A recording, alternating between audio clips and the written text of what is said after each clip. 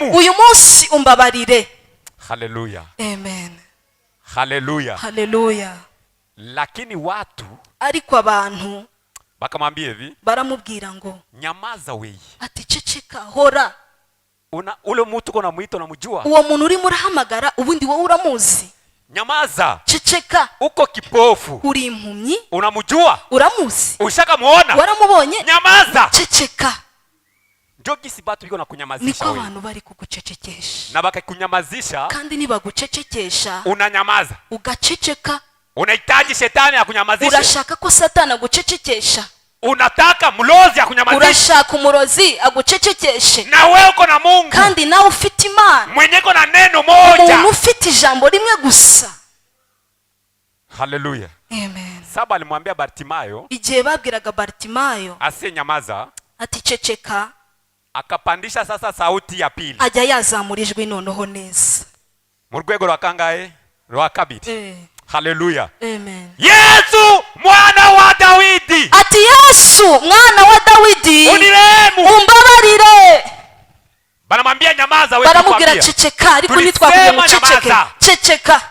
Akapandisha sasa ngazi ya 5. Ajya yazamura noneho ku rwego rwa 3. Haleluya. Haleluya. Inawezekana mimi sitaweza. Birashoboka ko nje ntabishobora. Yalipanda sasa ya 3. We noneho yazamutse ku rundi rwego rwa 3. Alipanda ngazi ya 3. Igihe yazamukaga urwego rwa 3. Yesu sasa akajibia. Yesu noneho ajya yasubiza. Alisikia? Yesu yarumvise. Akajibia. Arasubiza. Ukisoma verse ya 40. Iyo usomye umurongo wa 40. Ni 9.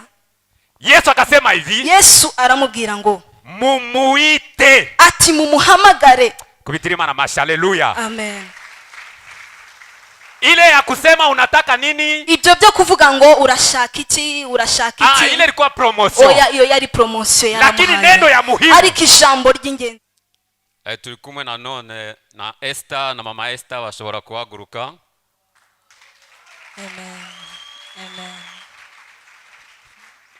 Tuvuge ngo amen. Amen. Imana ikora iki? Mumugisha imbaraga n'amavuta. Amen. Murakoze cyane. Tunamaliza miezi 6. Tumaze amezi 6. Kuna wengi walikuwa na lengo. Hariho abantu bari bafite intego. Lakini hawakuifikia. Ariko intego ntabwo bazigezeho. Kuna mahitaji ama maombi ulikuwa nayo uone majibu mwa miezi 6. Hari amasengesho basengaga babwira Imana babona ibisubizo muri amezi 6. Lakini hawakuona. Ariko ntabyo babonye. Neno la asubuhi la leo. Ariko ijambo ryo muri iki gitondo. Mungu aseme neno moja tu linatosha. Imana ivuga ijambo rimwe gusa rirahagije. Neno moja linatosha. Ijambo rimwe gusa rirahagije. Haleluya. Haleluya. Haleluya. Haleluya. Ambia mwenye pembeni yako unabii ya saa hii. Abwira mugenzi wawe uti ubuhanuzi bwa nonaha. Neno moja linatosha. Ijambo rimwe gusa ry'Imana rirahagije ku buzima bwawe. Amen. Sasa kanisani mu rusengero kuna watu wanakuyaka wanaangalia tu. Hari abantu baje kwirebera gusa. Ukamwambia simama anabaki chini. Ukamubwira uti haguruka akaguma kicarira. Ukamwambia sema ananyamaza. Ukamubwira uti hanura uvuge agaceceka. Sasa na wewe unaweza jiuliza, none nawe wakwibaza uti huyu alikuwa kutana na Mungu kweli? Huyu yaje guhura n'Imana koko? Ambia mwenye pembeni yako neno moja linatosha. Ijambo rimwe ry'Imana rirahagije ku buzima bwawe. Amen. Ile wakati tuko nasema iki gihe turimo tuvuga twatura, Mungu anasikia. Imana yo mwijuru ibayumva. Umwambie tena. Ongera umubwire kandi neno moja linatosha. Ijambo rimwe ku buzima bwawe rirahagije. Haleluya. Juni unabii ya sai. Kubera ko nubuhanuzi bwa nona. Kama wewe ukibaki kimya, wowe nugumu gaceceka gusa, ni kusema haukuya kukutana na Mungu. Bishatse kuvuga ngo ntabwo waje guhura n'Imana. Tena umwambie. Kandi wongere umubwire. Ijambo rimwe rirahagije. Ijambo rimwe ry'Imana rirahagije ku buzima bwawe.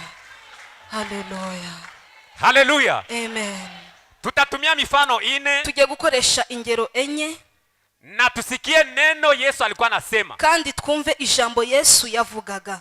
Tunaanza na Matayo. turatangira na Matayo sura 8 ibice 8 versi ya 6 hadi 8. umurongo wa 6 turagera ku murongo wa 9 Wa 8. wa 8. Matayo ibice 8 6 turagera ku 8. Yego. Mwami umugaragu wanje aryamye mu nzu yararemaye arababaye cyane, aramubwira ati ndaza mukize. Umutware w'abasirikare aramusubiza ati mwami nibinkwiriye yuko winjira mu nzu yanjye, ahubwo tegeka gusa umugaragu wanje arakira. Amen. Amen. Haleluya. Amen. Haleluya. Amen. Hapa jambo la kwanza ni imani. Hano ijambo rya mbere ni ukwizera. Haleluya. Jambo la kwanza ni imani. Ijambo rya mbere hano ni ukwizera. Huyu kiongozi wa askari, uyu muyobozi cyangwa uyu mutware w'abasirikare alikuwa na kanyumba kakidogo, yarafite akazu gatoya, na hakakukuwa na viti, kandi ako kazu ntabwo kabagamo intebe zihagije.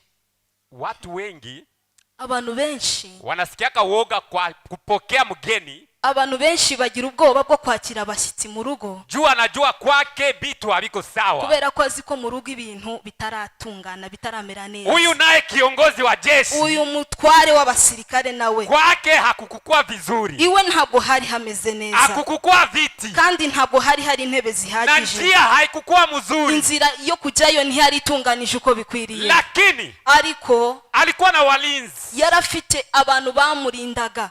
Alikuwa pia na mwingine anagonjwa nyumbani, kandi yarafite n'undi murwayi urwariye mu rugo iwe. Lakini alikuwa anasikia habari ya Yesu, ariko yajyaga ahora yumva makuru ya Yesu. Asema Yesu anaponya, ati Yesu arakiza, Yesu anafanya miujiza, Yesu akora ibitangaza. Lakini bado kuonana, ariko ntabwo ndabonana na Yesu amaso ku maso. Siku moja noneho umunsi umwe wakakutana na Yesu, aza guhura na Yesu. Haleluya. Haleluya. Haleluya. Haleluya. Haleluya. Haleluya. Wanakutana na Yesu. Ahura na Yesu. Sasa ndani iko na hitaji. Noneho muri we yarafite icyifuzo gikomeye.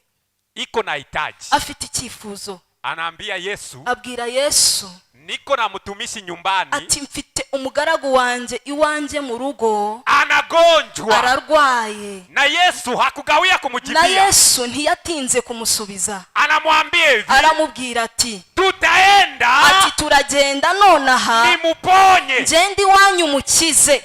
Haleluya. Amen. Tutaenda nimuponye, turagenda nonaha mukize. Lakini kiongozi wa askari, ariko uwo mutware w'abasirikare, imani alikuwa nayo, ukwizera yari afite kudasanzwe. hakukuwa na imani ya kwenda na Yesu, ntabwo yari afite ukwizera kwa mujyana akajyana na Yesu mu rugo. Oya. Haleluya. Haleluya. Haleluya. Haleluya. Haleluya. Amen. Akamwambia Yesu, abwira Yesu, hapo naniona, ati urimo urandeba neza, niko na walinzi, njyewe mfite abarinzi.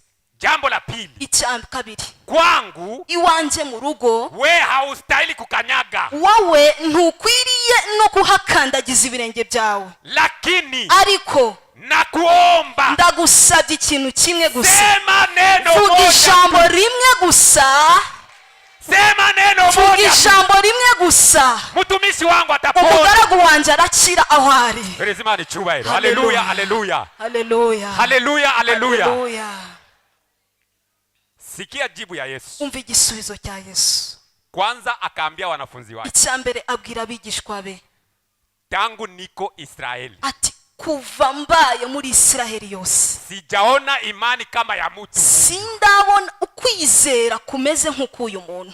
Sasa versi ya 13, iyo usomye umurongo wa 13, hatutasoma yote, ntabwo turi bubivuge byose. Yesu akamwambia hivi, Yesu abwira uwo mutware ati pokea sawa na imani yako, nuko genda bikubere nk'uko wizeye, pokea sawa na imani yako, bikubere nk'uko wizeye, pokea sawa na imani bikubere nk'uko wizeye mu mutima. Ambia mwenye pembeni yako, bwira mugenzi wawe uti hii miezi inabakia, ati aya mezi asigaye y'umwaka, aseme neno moja, Imana ivuga ijambo rimwe gusa, biraza kusobanuka. biraza gusobanuka. Haleluya. Haleluya. Haleluya. Haleluya. Haleluya. Haleluya. Sema neno moja, Imana ivuga ijambo rimwe rirahagije. Hapana maneno mbili, oya amagambo abiri, oya hapana tatu, oya amagambo atatu. Majirani bakwegereye abaturanyi ndio wanaweza sema maneno mingi. nibo bashobora kuba bavuga amagambo. Balozi ndio watasema. Abarozi bashobora kurondogora amagambo. Lakini Yesu, ariko Yesu neno moja, ijambo rimwe gusa rirahagije. Haleluya. Haleluya. Yesu akamwambia pokea sawa na imani yako. Yesu aramubwira ati bikubere kandi ubyakire nkuko wizeye. Saule kiongozi wa askari, igihe uwo mutware w'abasirikare alienda nyumbani, yagiye mu rugo, akakuta ule mtumishi anapona, asanga wa mugaragu wiwe yakize, akakumbuka, maze aza kwibuka neza ile saa alikuwa na Yesu, ya saha yarari kumwe na Yesu, ndio saa alipona, niyo saha yakirijwemo. Haleluya. Amen. Kama uko naombea mtu mwenye iko nje, niba uri murasengera umuntu uri hanze, kama unaombea mtu mwenye amuko naye pamoja, niba uri murasengera umuntu mutari kumwe nawe hano, leo upandishe tu imani yako. uyu munsi uzamure kwizera gusa konyine. Yenye ukona miezi 6, ibintu utabonye amezi 6, leo tutasema hivi, uyu munsi turavuga ngo Bwana, neno moja inatosha. Imana ivuga ijambo rimwe gusa kuri uwo muntu. Kuwagonjwa neno moja inatosha. Kubarwayi ijambo rimwe rirahagije. Haleluya. Amen.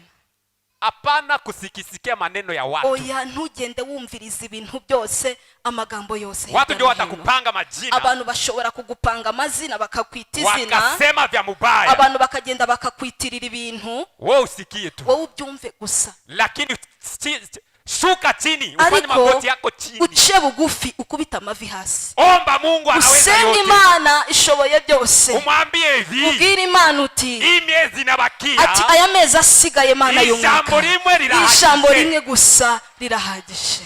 Haleluya. Amen. Mfano ya pili, urugero rwa kabiri, tunasoma Marko, turasoma muri Marko sura 10 ibice 10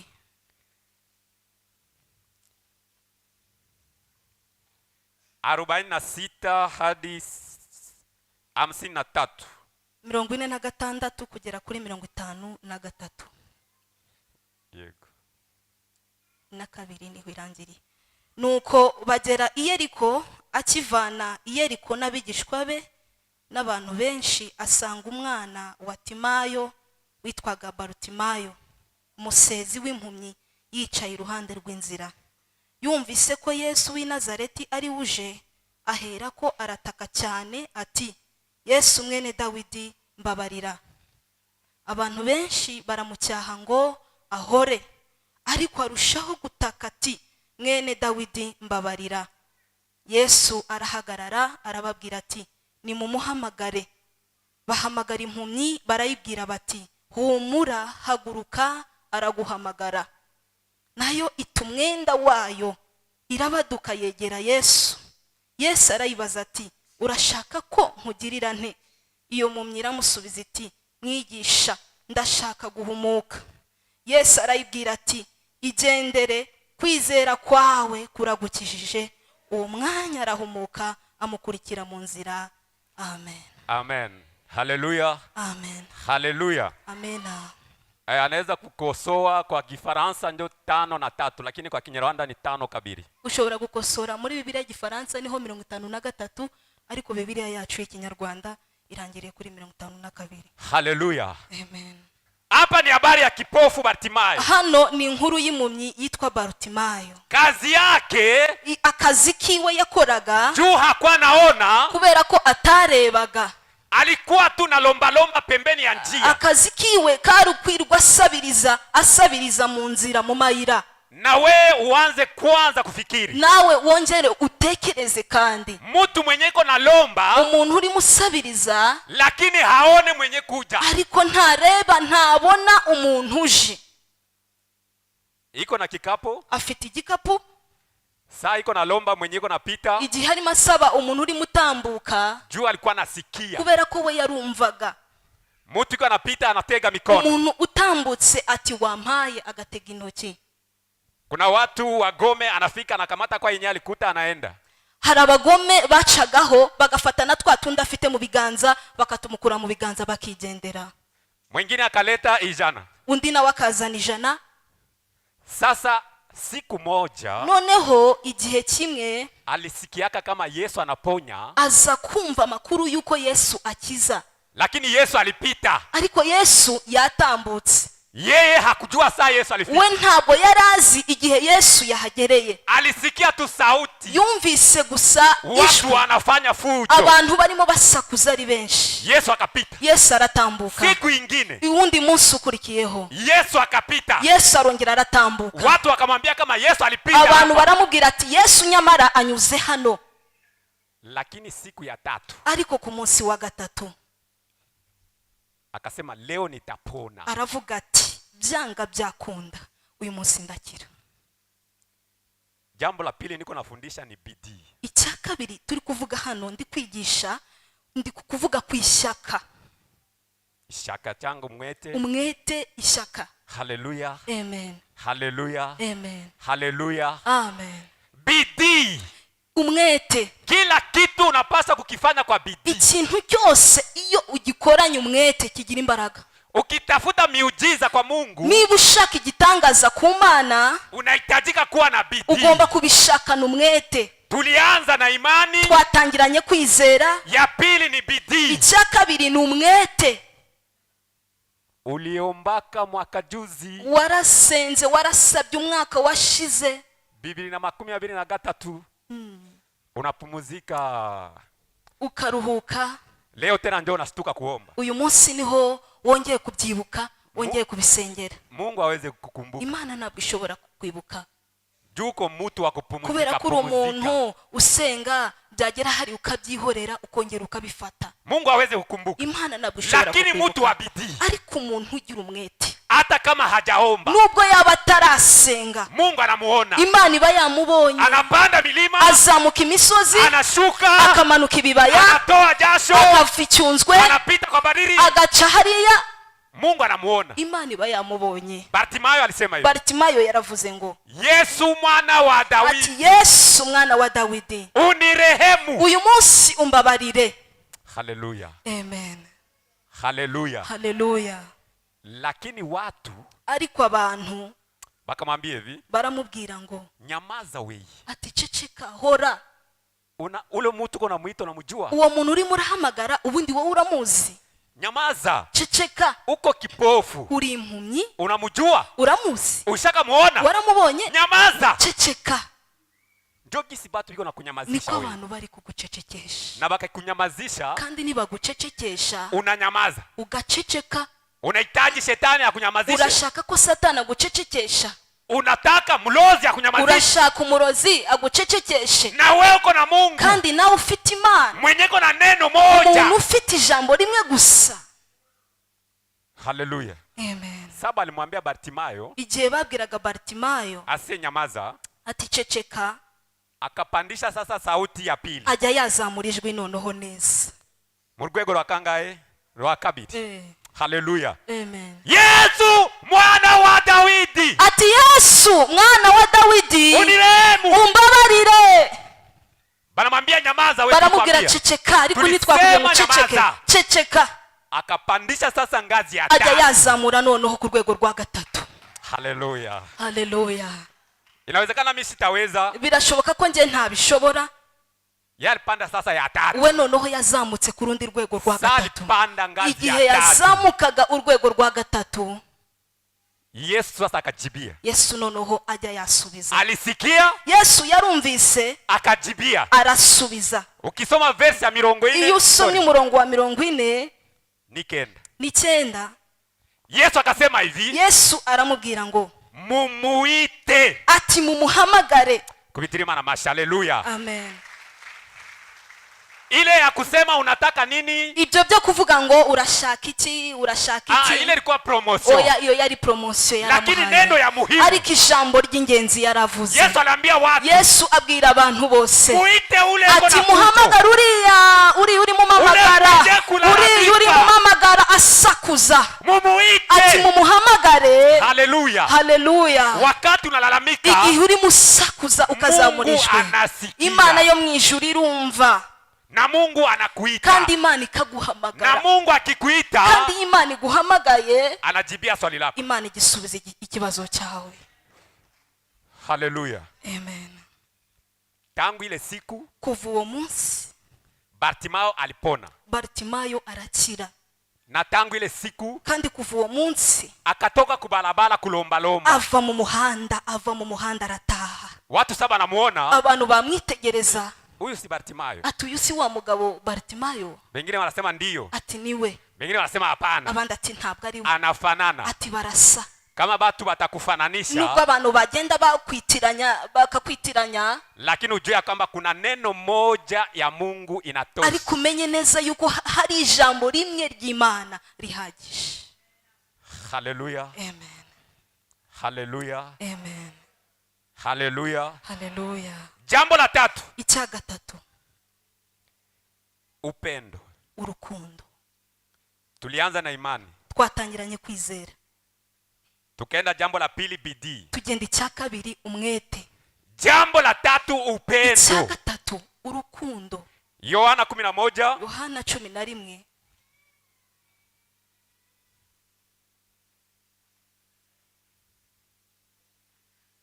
38-39. 38-39. Yesu yongera gusuhuza umutima agera ku gituro. Cyari isenga ishyizweho igitare ku munwa. Yesu arababwira ati nimukureho igitare. Marita mushiki wapfuye aramubwira ati databuja none aranuka kuko amaze iminsi 4. Amen. Amen. Nasema upendo. Ndavuze urukundo. Ni neno la tatu. Ni jambo rya gatatu. Tunapana hapa mfano. Dutanze hano urugero. Marta, Maria na Lazaro. Marita, Maria na Lazaro. Kama ukifanya utafiti. Iyo ukoze ubushakashatsi neza. Hii jamaa. Uyu muryango. Balikuwa wanampenda Yesu. Bakundaga Yesu cyane. Na walikuwa wanampatia sana chakula. Kandi Yesu yajyaga aza bakamuzimanira bagasangira. Kila wakati Yesu anapita kwa ile jamaa. Buri uko Yesu yatambukaga gaca aho ngaho kuri urwo rugo. Wanampatia vizuri. Baramwakiraga neza. Kwa sababu ya upendo. Kubera urukundo rwinshi. Upendo ya Kikristo. Urukundo rwa Gikristo. Iko juu ya upendo ya bibi na bwana. Ruri hejuru y'urukundo rw'umugore n'umugabo. Iko juu ya upendo ya mama na mtoto. Ruri hejuru y'urukundo rw'umwana n'umubyeyi. Iko juu ya upendo ya rafiki na rafiki. Ruri hejuru y'urukundo rw'inshuti n'inshuti. Haleluya. Amen. Haleluya. Haleluya. Upendo iko na nguvu. Urukundo rugira imbaraga. Ndio maana Yesu aliambiaka Maria. Niyo mpamvu Yesu yabwiye Maria. Sali kwa kumsalaba. Igihe yari kumusaraba. Mbele ya kufa anaambia Maria. Mbere yo gupfa yabwiye Maria. Huyu Yohana mtume. Ati uyu Yohani numwa. Ni mtoto wako. Ati numwana wawe. Anaambia Yohana. Abwira Yohana. Asema huyu Maria ni mama yako. Ati uyu Maria ni mama wawe. Abakuwa na Yohana. Ntabwo bari baziranye. Lakini juu ya upendo wa Mungu. Ariko kubera hejuru y'urukundo rw'Imana. Tangu ile siku. Kuva uwo munsi. Walikuwa mama na mtoto. Byabaye mama n'umwana.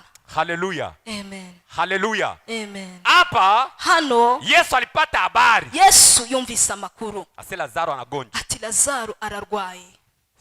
Sifundishe habari ya kufufuka kwa Lazaro. Ntabwo ndi kwigisha hejuru y'inkuru y'urupfu rwa Lazaro. Munaijua zaidi yangu. Murabizi neza kubindusha. Lakini niko nafundisha. Ariko ndimo ndigisha. Neno moja tu. Ijambo rimwe gusa rirahagije.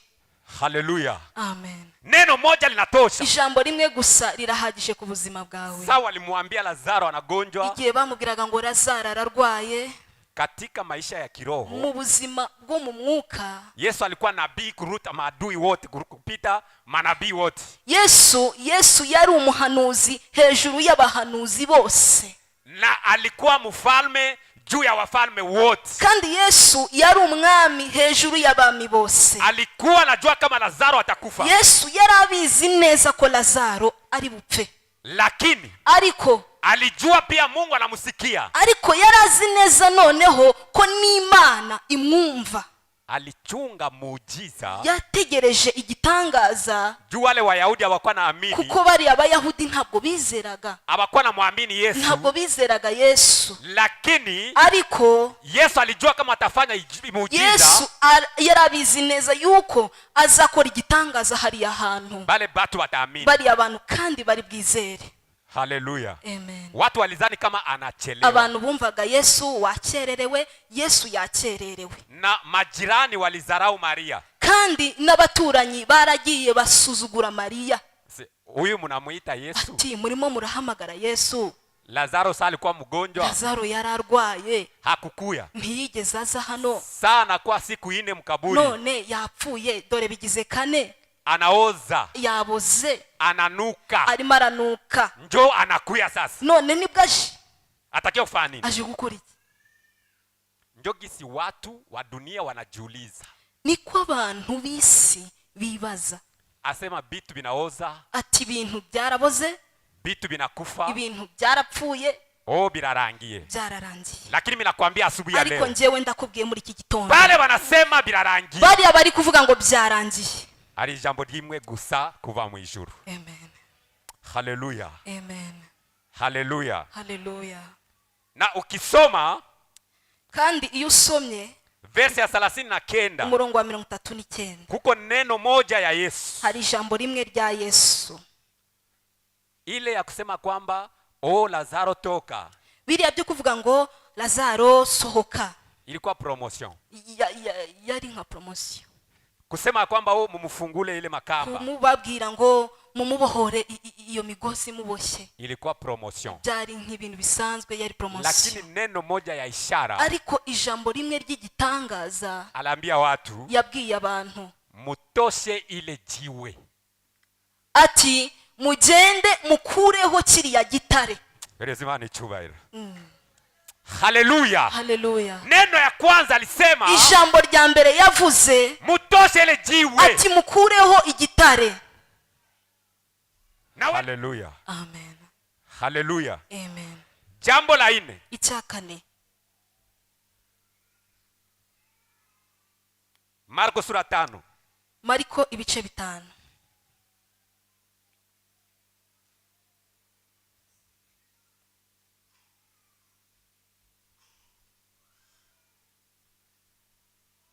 Verse ya 39 41. Umurongo wa 39 turagera kuri 41. Kuko yinjiye arababaza ati niki gitumye musakuza kandi murira? Umwana ntiyapfuye ahubwo arasinziriye. Baramuseka cyane arabaheza bose. Ajyana se umwana na nyina n'abari kumwe nawe. Ajyaho uwo mwana ari. Amufata ukuboko aramubwira ati Talisa kumi, bisobanurwa ngo gakobwa ndakubwira nti byuka. Amen. Haleluya. Burya kane. Sifundishe msamaha. Sindi kuvuga ku mbabazi. Nafundisha huruma. Ndi kuvuga ku muhwe. Compassion, huruma. Imuhwe. Haleluya. Amen. Haleluya. Amen. Jambo na 4 ni huruma. Icyakane ni imuhwe. Yesu alikuwa anazoea kufanya injili akienda na miguu. Yesu yaramenyereye gukora ivugabutumwa agenze n'amaguru yiwe bwite. Na wakati alikuwa anahubiri akitembea, kandi n'igihe yabaga ari mabwiriza ari magenda n'amaguru, watu walikuwa naongezeka. Abantu barushagaho kwiyongera. Alianza na watu 12. Yatangiranye n'abantu 12. Mitume. Intumwa. Wengine wanajiongeza. Abandi baza biyongera. Wengine wanajiongeza. Abandi baza biyongera. Ndio njia yote inajaa watu. Noneho inzira yose izayuzura abantu. Alafu hapa tunatoka kusoma. Ahanga rero tumaze gusoma. Alikuwa binti wa Yairo. Yari umukobwa wa Yairo. Ule binti wa Yairo alikuwa na miaka 12. Umukobwa wa Yairo yari afite imyaka 12. Na alikufa. Kandi yarapfuye. Na saa Yesu alikutana na Yairo. Igihe Yesu yaje guhura na Yairo, akakutana na wale watu, ahura na ba bantu, kwanza alisikia huruma. Ikintu cya mbere cyaje muri we, yumvise impuhwe. Huruma. Impuhwe. Huyu binti wa miaka 12. Ati akakana kagakobwa k'imyaka 12 kanataenda mukaburi. Kagiye kujya mu gituro. Anaenda kufanya nini? Agiye gukora iki? Na hawa wazazi, n'aba babyeyi walifanya nini? Bakoze iki? Ambia kwa mwenye pembeni yako, Mungu akuhurumie. Gira mugenzi wawe uti Imana ikugirira impuhwe pe. Mungu akuhurumie. imana nikureba kugirira impuhwe. Hali yenye uko napitia Mungu akuangalie, ibyo urimo uracamo bikomeye imana ikwitegereze, akuhurumie, imana ikugirira impuhwe. sababu nyuma ya huruma kubera ko nyuma y'impuhwe muujiza inatokea. igitangaza cy'imana kijya kiba. Haleluya. Amen. Lakini jambo yenye lifanyika, ariko ikintu cyakoretse hano, ukisoma ile versi ya 41, iyo usomye umurongo wa 41, Yesu alisema neno ya kwao. Yesu yavuze akoresheje ururimi rw'iwabo, Kwa sababu kila siku inakuwa na muujiza wake. kubera ko buri munsi ukugizwe uko waremwe n'Imana ufite igitangaza cyawo cyihariye. Bya jana ni bya jana, Ibyejo hashize ni ibyejo hashize, bya leo ni bya leo, iby'uyu munsi nabyo ni iby'uyu munsi, bya kesho ni bya kesho. ibyejo hazaza nabyo ni ibyejo. Lakini leo ariko uyu munsi neno moja ijambo linatosha. rimwe gusa rirahagije, Ndio neno ya leo. niryo jambo ry'uyu munsi. Haleluya. Haleluya. Sa alimaliza kuwahurumia, igihe yamaraga kubababarira, kubagirira impuhwe, alitumia lange arameene. Yesu yakoresheje ururimi rw'icyarabu. Ilikuwa arameene ni lugha ya kwao na Yesu. Icyarameya, murakoze Aha. cyane. Ilikuwa lugha ya kwao na Yesu. rwari ururimi rw'iwabo na Yesu ku ivuko. Yesu alikuwa anapendaka kusema lugha ya kwao. Yesu ntabwo yakundaga gukoresha ururimi rw'iwabo ku ivuko Jua asimjue, kugira ngo batamutahura, Ase anatoka batamumenya wapi? ngo avuye hehe. alikuwa anajificha ficha. Yesu yarihishaga akihisha, Lakini ile siku ariko uwo munsi Mungu akamfunulia, Imana iramuhishurira ikintu gikomeye. asema huyu binti mwenye anakufa, Aravuga ati uyu mukobwa upfuye, sema neno moja tu, ijambo rimwe gusa ndi buvuge, atafufuka. arazuka. Haleluya, Amen. haleluya. Amen. Saa alifika, Igihe yahageraga anawaambia kwanza muache fujo. arababwira ati mubanze mureke urusaku, muceceke, Munalia nini? murimo murarizwa n'iki? Sasa watu wanamwangalia, Igihe abantu bamwitegerezaga huyu mtu anagonjwa, iko ati nasema uyu muntu narwaye, ibintu ari kuvuga, si tuko nalia binti anakufa, turimo turarira, ni kukiriyo turi kurira, yeye anatuambia ase munyamazi. umukobwa wacu yapfuye, yarangiza ati muceceke, ari gushinyagura. Saa alifika kwa binti, Igihe yageraga ku mukobwa rero, ndio alisema nibwo yavuze talisa 10. ati talisa 10. Ilikuwa lugha ya kwao ya asili. rwari ururimi rw'iwabo ku ivuko. Inamaanisha hivi, Bisobanuye ngo binti simama. ati gakobwa byuka. Kubitira Imana mashi. Haleluya, Amen. haleluya, Haleluya. haleluya. Haleluya. Asema binti simama, ati gakobwa byuka. lakini wenye walikuwa pembeni ariko abantu bari bari iruhande aho ngaho hawajue lugha ya kwao ntabwo na bari Yesu. bazi ururimi rw'iwabo kwa Yesu ku ivuko. Wanaangaliana, bararebanye bararebana, anasema nini? ati sari kuvuga ibiki. Lakini saa Yesu alimaliza kusema, ariko Yesu akimara kuvuga iryo jambo, akakamata binti kwa mkono, afata ka gakobwa agafatisha akaboko, akamsimamisha. aramuhagurutsa, Binti akafufuka, umukobwa arazuka. binti akafufuka. umukobwa arazuka. Maombi yetu ya leo amasengesho yacu y'uyu munsi ni talisa 10 ni talisa 10. yenye bilikufa ibyapfuye Mungu abifufue. Imana ibizure mu izina Ya rya leo, Yesu. iby'uyu munsi Neno moja ijambo inatosha. rimwe gusa rirahagije. Haleluya. Amen. Maombi yetu ya leo ni katika lugha ya kwabo na Yesu. amasengesho tugiye gusenga uyu munsi nayo ku ivuko, mu rurimi rwo kwa Yesu ku ivuko, Ni Kiarameya. ni cyarameya. Nasema talisa 10. ati talisa 10. Sasa tutafanya ile fujo, igihe turi buze gusakuza gutyo, watu hawawezi abantu kutuelewa. ntabwo bashobora kutwumva neza. Wanaweza sema tunalewa, bashobora kuvuga ngo twasinze, lakini katika maisha ya ariko kiroho ubuzima bwacu bw'umwuka kuna kitu Mungu ametaka hari ikintu kufufua. kirimo kirakoreka mu isi y'umwuka. Mungu anataka kufufua. Imana irashaka kuzura ibyapfuye. Mwaguruke dusenge Imana. Reka duhaguruke. Amen. Sasa watu wanazoea saa 5 hawapendi kusimama. abantu bamenyereye saa 5 ngo nibwo duhaguruka. Mimi nasema tusimame, tunataka Njyewe omba. ndavuze nti haguruka ku maguru yawe dusenga Imana. Tunaenda tumia lugha ya Yesu. Tugiye kuvuga mu rurimi rw'iwabo kwa Yesu. kilichokufa Mungu afufue. ikintu cyose cyapfuye ni ukuri Imana ikizure.